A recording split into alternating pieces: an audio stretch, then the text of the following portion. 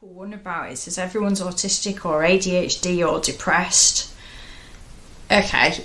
Yeah. So lumping in a neurotype with mental health issue, it's not the same thing. There's three very different and separate things there. Yeah.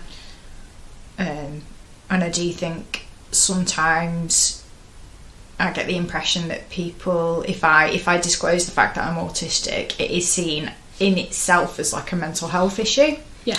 And that therefore I'm not capable of rational thought, perhaps, or making a sound judgment about something.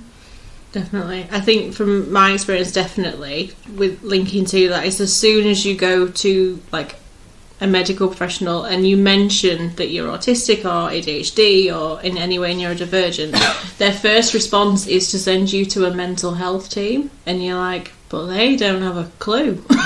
Like, this is not the right person, and then they discharge you after one appointment back to the GP saying, well, recently for me, you need a sensory processing assessment.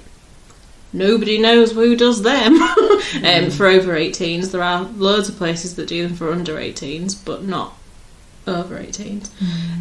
So yeah, it's just assumed that it's a neurotype, so it's obviously something to do with the brain, and obviously then that it must be mental health.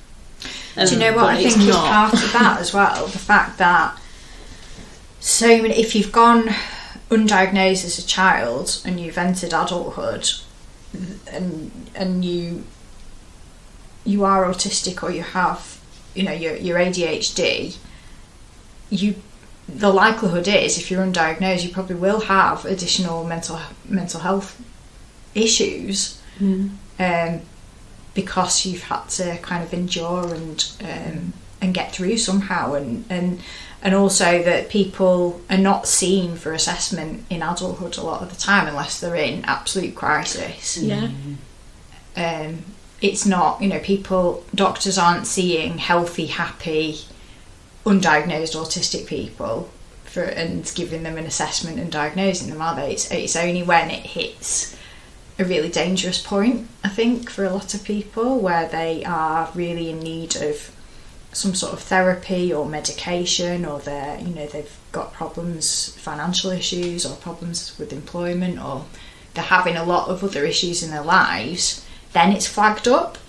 But it's not until it gets to that point that people will be taken seriously. Yeah, definitely. You've got to